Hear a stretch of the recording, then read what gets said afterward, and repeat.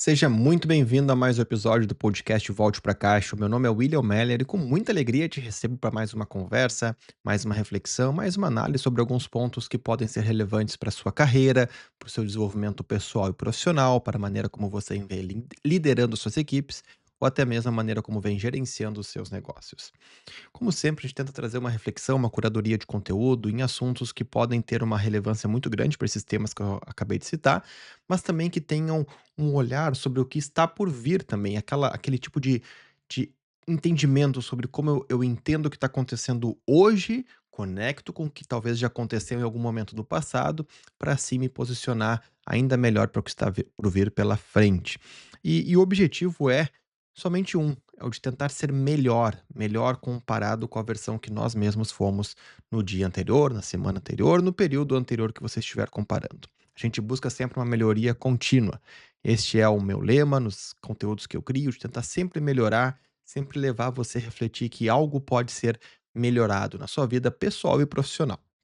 E hoje nós vamos falar sobre três temas que eles convergem muito bem para esse momento que nós estamos, né, chegando no período de fechamento do primeiro semestre de 2026, e a gente olha para o início desse ano, algumas coisas que aconteceram, que marcaram ou que estão modificando a maneira como a gente conduz o nosso trabalho, lidera os nossos times, conduz os nossos negócios.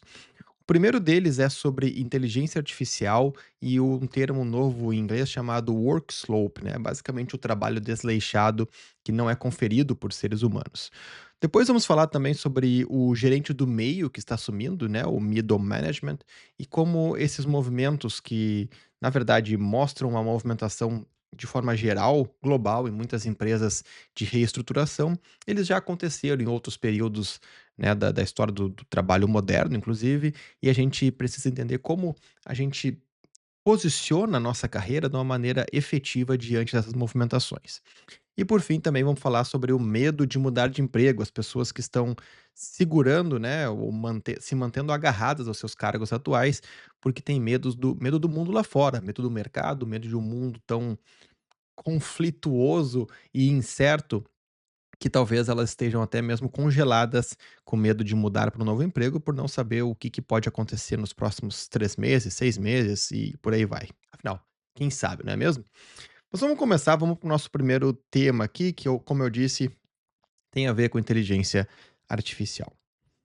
Você recebe um texto que ele está muito bem formatado, é um texto bem organizado, bem escrito, tem lá a sua beleza estrutural. E aí você começa a ler e só precisa de alguns minutos para perceber que ele só tem isso, só beleza estrutural, porque ele não tem nenhuma essência, nenhum conteúdo que está gerando o valor que você esperava. Seja o que você esperava, talvez, de uma documentação técnica, ou às vezes simplesmente de um e-mail. E esse problema você percebe claramente que é porque foi gerado conteúdo usando inteligência artificial, quem quer que tenha gerado aquele conteúdo, e não teve uma revisão clara se aquilo que a ferramenta criou era condizente com o que se era necessário para aquele tipo de documentação, aquele tipo de escrita. E isso tem um nome, se chama Workslope, né? Ou AI Workslope, que é em inglês um termo para basicamente um trabalho desleixado.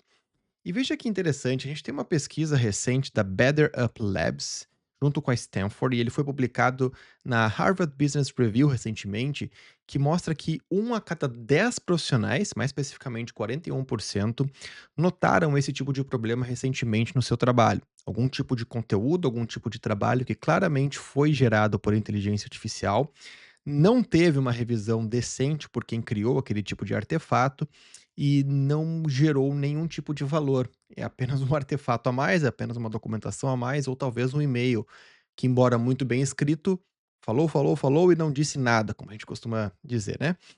E isso tem um custo individual aqui que é problemático.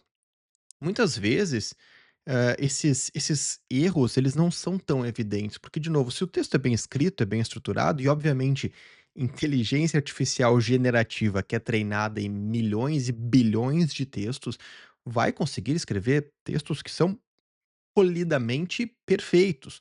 O problema é a essência para o problema ou para o contexto em questão. Inclusive, eu acho que a palavra contexto nunca foi tão utilizada como nos últimos tempos e provavelmente seja uma das top 10 palavras mais importantes para o período que a gente vive, contexto.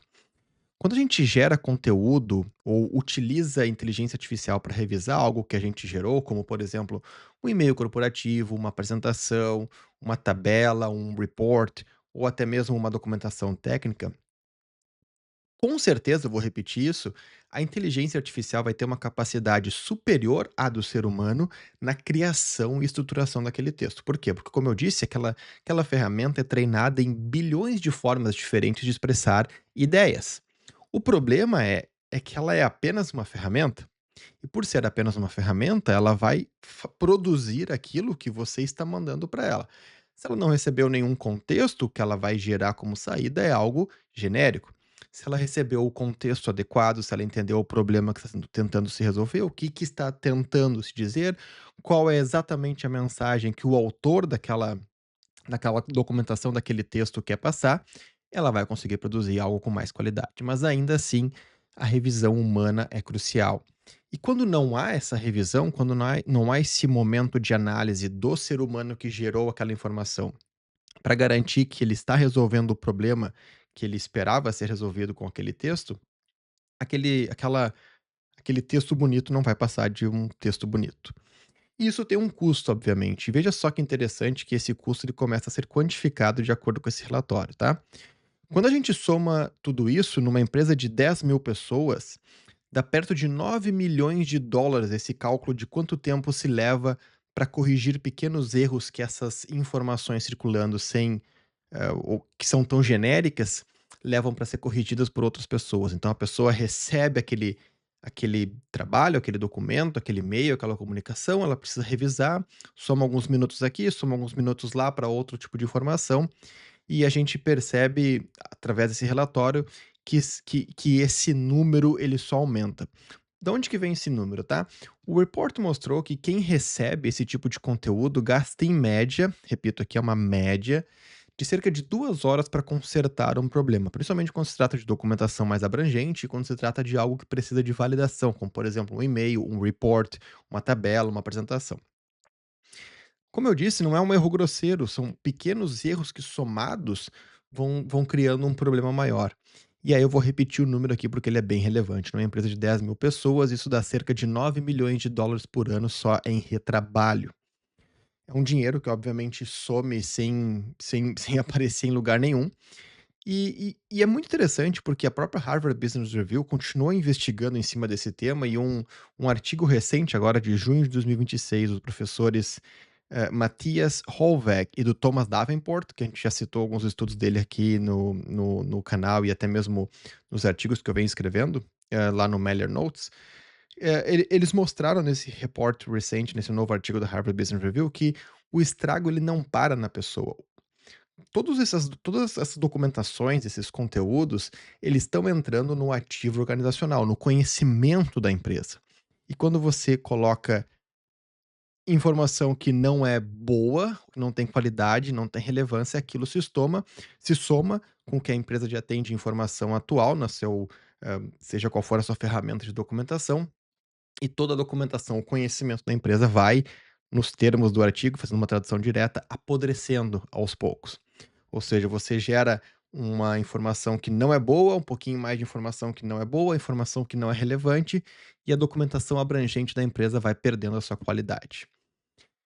A ironia aqui é, obviamente, que a gente vem falando do quanto a inteligência artificial surge como uma possibilidade de economia de tempo, né? De economia de tempo para produzir um certo trabalho, economia de tempo dos profissionais e da empresa.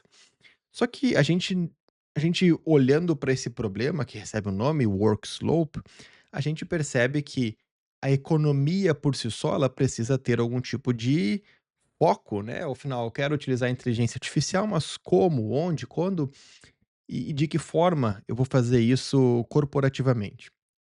E aqui, obviamente, a reflexão ou a conclusão, tanto do estudo quanto trazendo um pouquinho de opinião também, é que obviamente a culpa não é da ferramenta. A ferramenta, eu vou repetir, com o contexto adequado, recebendo os inputs necessários, ela vai produzir um retorno que ele é sim muito satisfatório e possivelmente, provavelmente, vai ser melhor que o ser humano poderia conduzir por causa dessa abrangência de treinamento em dados. Porém, vou repetir o problema que é o contexto.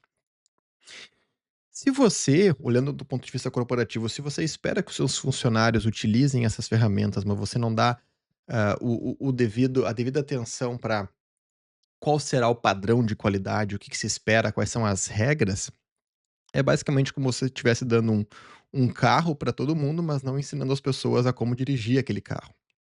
As pessoas vão produzir um trabalho de má qualidade, não estou dizendo que são todas, não estou dizendo que é uma regra, mas esse trabalho de má qualidade aos poucos vai se somando, vai perdendo o tempo de outras pessoas para revisar e você vai tentando resolver um problema, criar outro. E aí, obviamente, né, o que que é a competência a ser desenvolvida ou como a gente olha para isso do ponto de vista de carreira? Bom, primeiramente, você é o dono daquilo que você entrega. Um simples e-mail, uma documentação, uma comunicação rápida. Se aquilo leva o seu nome, precisa ter a qualidade que um trabalho com seu nome deveria carregar. Então não há desculpa aqui nesse caso para utilizar a inteligência artificial para fazer algo mais rápido e aí perder a qualidade. Aquilo vai levar o seu nome, aquilo vai levar a sua reputação e aos poucos vai trazendo um problema para você, se você é a pessoa que está sendo hoje, né, produzindo esse tipo de problema dentro da empresa, construindo documentação, comunicação e informação que não tem relevância suficiente, você não confere a saída da inteligência artificial e, de certa forma, você só aumenta o problema dentro da sua empresa. A atitude a ser tomada aqui, obviamente, é de olhar para todo tipo de saída que você tem de inteligência artificial, todo tipo de resultado, como um rascunho. Um rascunho que você vai precisar analisar, você vai precisar colocar ali o seu toque, colocar a sua revisão antes de passar adiante. A sua responsabilidade, ela não deve sumir ou deixar de existir aqui simplesmente porque a inteligência artificial está apoiando o seu processo.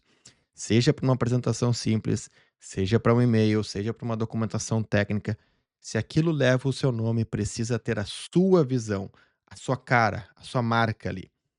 E por fim, a reflexão também a ser feita aqui é, num, num mundo onde a gente vai vendo mais trabalho mediano crescer, né? A gente vê que a inteligência artificial suporta no processo, muita coisa é acelerada e as coisas são resolvidas de maneira mais rápida, mas como que fica a sua qualidade individual, o seu diferencial aqui, quando se trata da utilização dessas ferramentas?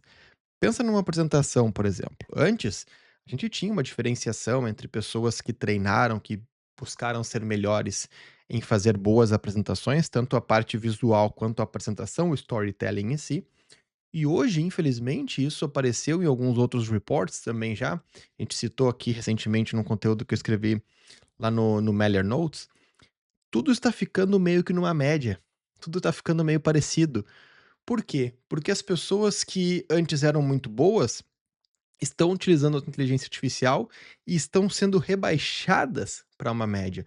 A mesma média que quem antes não era tão bom em produzir apresentações e construir uma linha de raciocínio, estão conseguindo alcançar. Então, tá tá todo mundo entrando aqui nesse meio junto, nessa média junto, o que não é muito bom para você do ponto de vista de diferenciação. Afinal, o que diferencia, o que faz você único e exclusivo, são as suas habilidades, aquilo que somente você consegue fazer, aquilo que somente você consegue resolver do seu jeito. E talvez o seu jeito, com algumas imperfeições, é justamente o que fez você chegar onde você está hoje. Com essa reflexão, eu quero te levar a pensar de tudo aquilo que você vem utilizando inteligência artificial no seu dia a dia, nos processos, na produção de algum tipo de material, como você garante, e aqui é a responsabilidade totalmente sua, como você garante que, mesmo utilizando a ferramenta, aquilo tem a sua marca, a sua identidade? Pensa sobre isso, porque com certeza mais ali na frente, quando toda essa média aqui se igualar e as pessoas começarem a perceber que elas precisam voltar a se diferenciar, se você está pensando nisso agora, você já sai na frente. Muito bem, e com isso a gente fica pronto aqui para avançar para o nosso próximo tópico, que é sobre reestruturações e como o gerente do meio, né, o middle manager, ele está aos poucos desaparecendo.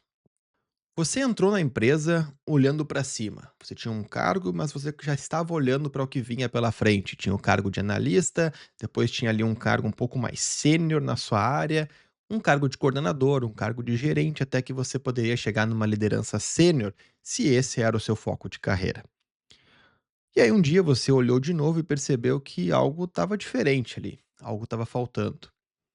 E a verdade é que é sim, algo está faltando. São alguns degraus que estão degraus que estão desaparecendo literalmente de algumas empresas.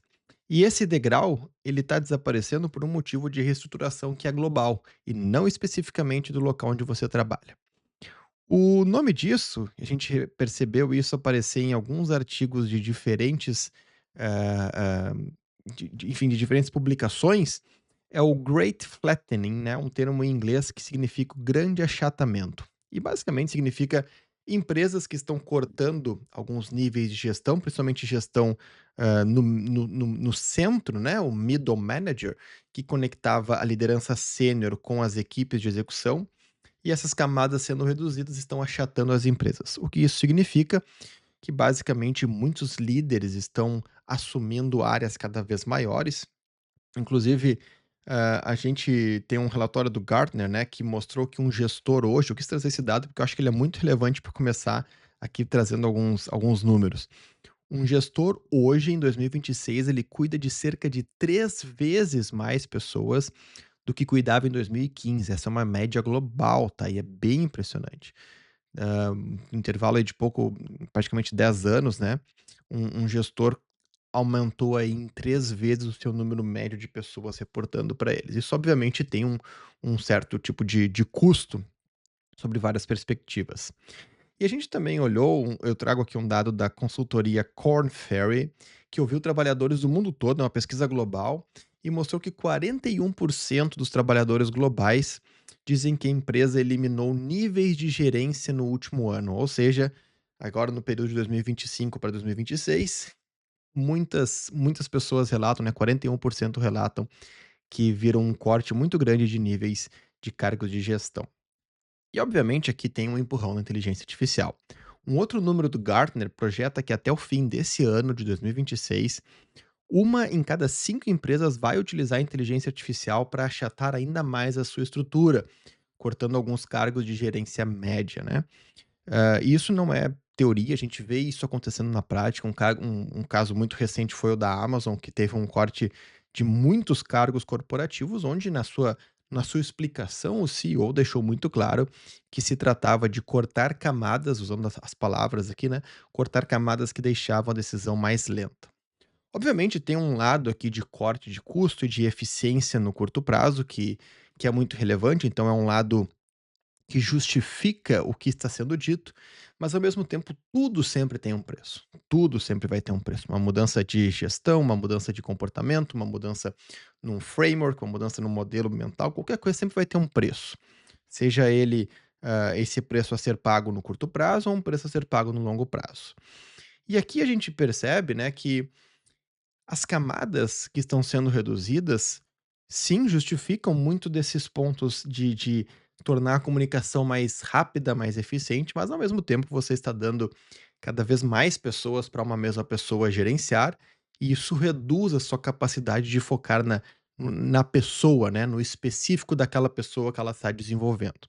Com mais pessoas, a atenção fica mais dividida e o nível de necessidade que aquele gestor consegue colocar, o nível de atenção que aquele gestor consegue colocar no desenvolvimento individual de cada funcionário, de cada pessoa no time, junto com as suas outras responsabilidades, suas outras seu outro o restante do seu escopo, que não envolve apenas people management, né, a gestão das pessoas, ele vai ficando cada vez mais dividido, né, a atenção ela fica dividida de uma maneira muito crítica.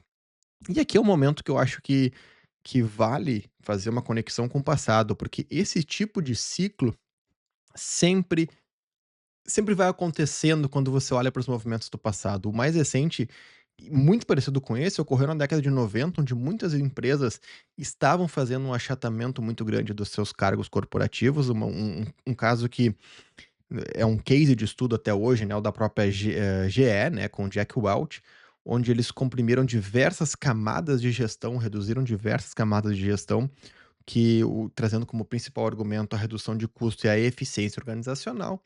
E aí, ao longo do tempo, voltaram a ter camadas de gestão, as camadas de gestão saem de novo. Então, são ciclos. Essas coisas acontecem ao longo do tempo, a gente precisa sempre entender que ciclo que a gente está vivendo no momento e como que a gente pode estar posicionado para esses momentos.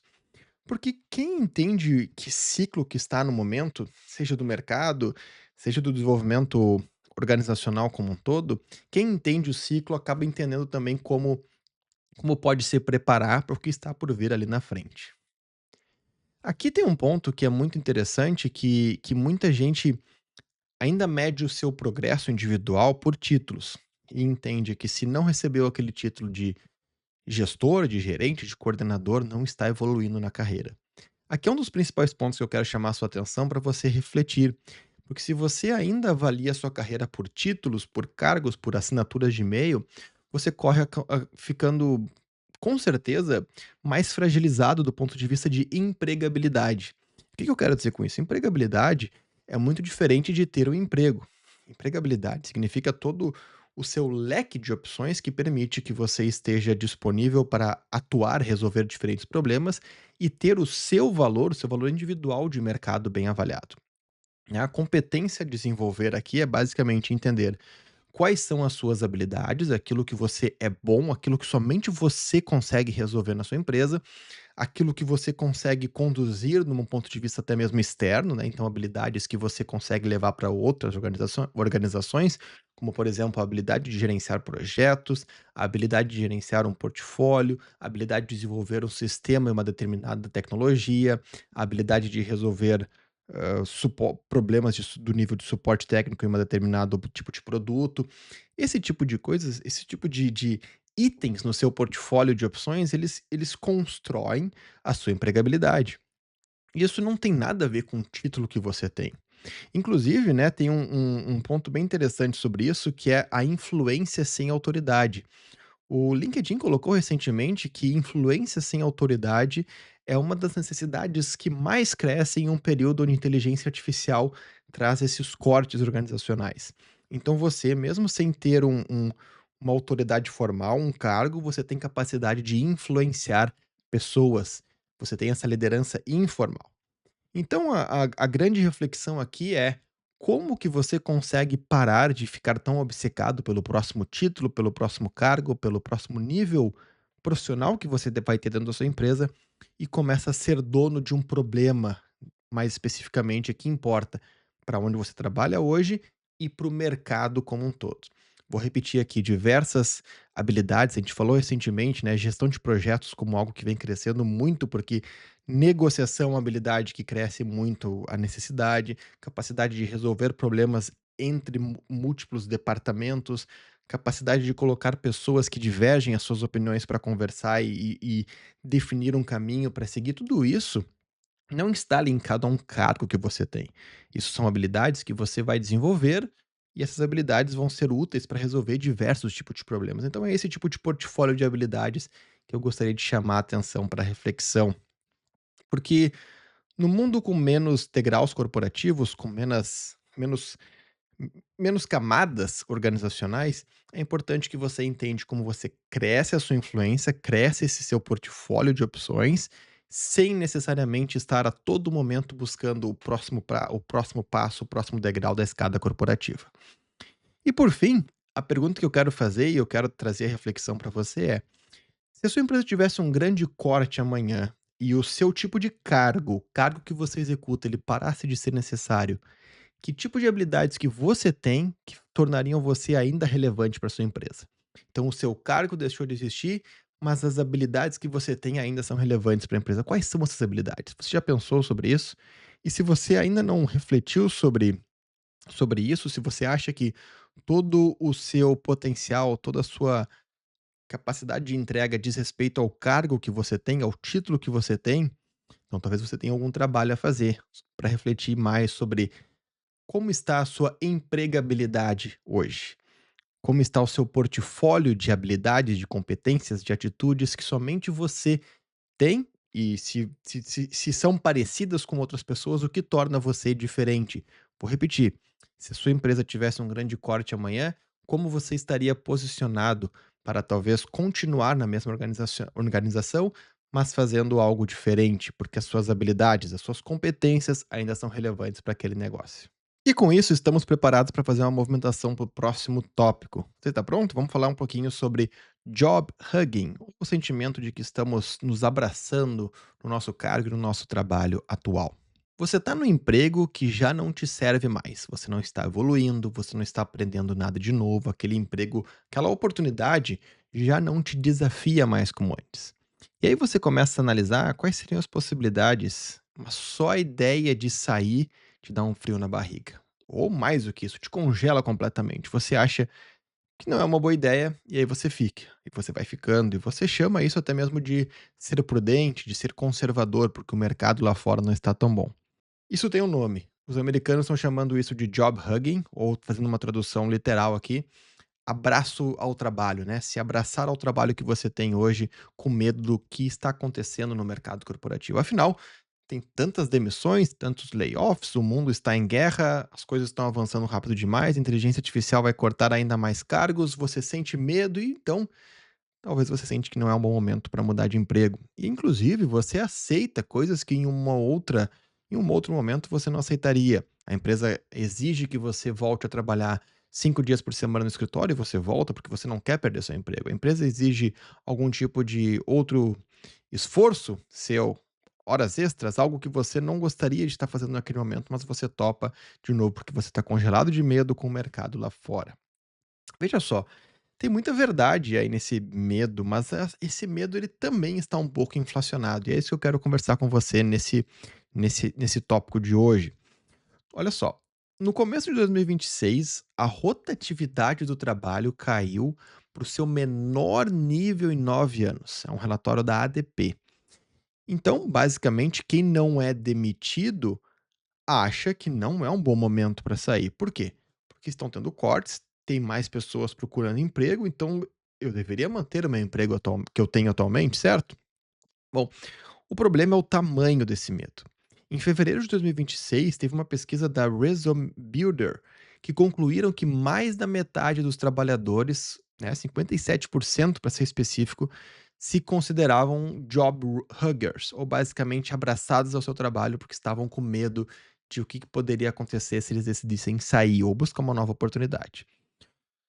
Só que nós estamos agora no meio de 2026, muito desses layoffs que aconteceram, eles já foram refletidos no mercado de trabalho, então as empresas que cortaram, já anunciaram seus cortes, todo o medo de que grandes áreas seriam, eliminadas. Bom, estamos em junho e percebemos que sim, o que tinha que ser eliminado foi eliminado, mas teve muita movimentação também de investimento, então dentro da própria empresa, áreas que foram eliminadas acabaram movendo pessoas para fazer outras coisas. Então, sim, as 2 coisas são verdades. Nós tivemos muito layoffs, muitos cortes, em alguns mercados e alguns países nunca foi tão grande o nível de cortes, principalmente na área de tecnologia, mas também teve muita coisa que aconteceu em paralelo a isso.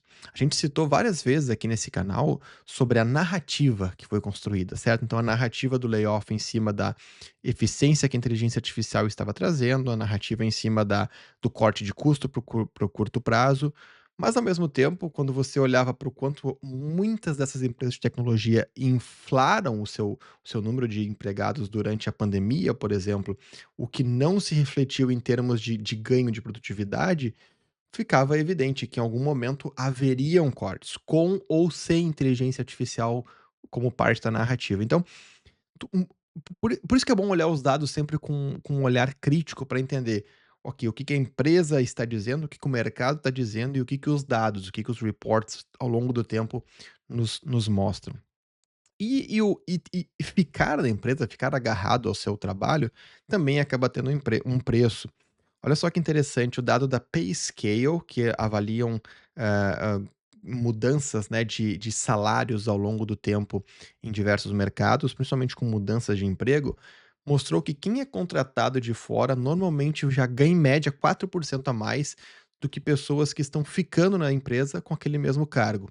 Ou seja, simplesmente o fato de ter uma movimentação para outra empresa fazendo a mesma coisa, fez muitas pessoas ganharem pelo menos, em média, 4% a mais do que aqueles que ficaram e tiveram seus aumentos normais das suas empresas, tá bom? E aqui, obviamente, a percepção ou a competência, a preocupação que eu quero trazer é o risco de estagnação. Por quê? Porque o dono da sua carreira é somente você. A dona da sua carreira é somente você.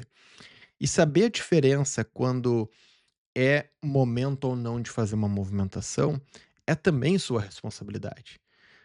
Muitas vezes vai fazer sentido sim, esperar por um outro momento, segurar aquela sua mudança, segurar o emprego que você tem, porque a sua análise mostra que realmente o mercado local, o mercado onde você poderia buscar emprego, está nesse momento passando por um momento conturbado, passando por um momento onde você não conseguiria encontrar aquela relocação tão fácil. Mas ainda assim, a sua atitude deve ser de quem está pronto para um leque maior de opções, né. E aqui eu trago de novo a questão da empregabilidade, do portfólio de ofertas que você tem enquanto profissional. Tudo aquilo que você é capaz de resolver, os problemas, as competências, as habilidades que você tem e que você vai melhorando ainda mais ao longo do tempo.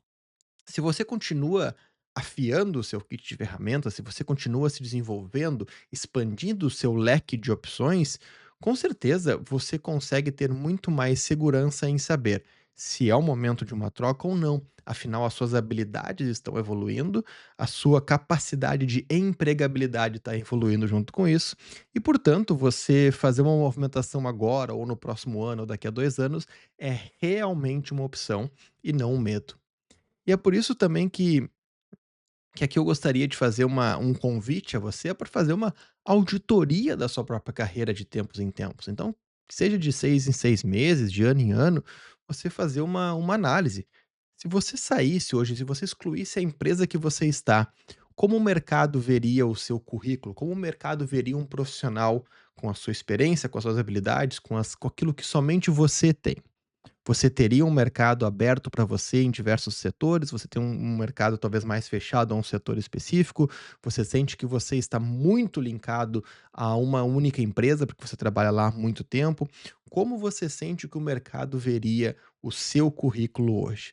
E essa auditoria ajuda justamente a fazer uma reflexão sobre o que você precisa desenvolver. Porque aqui eu vou trazer de novo o que eu já falei, vou repetir.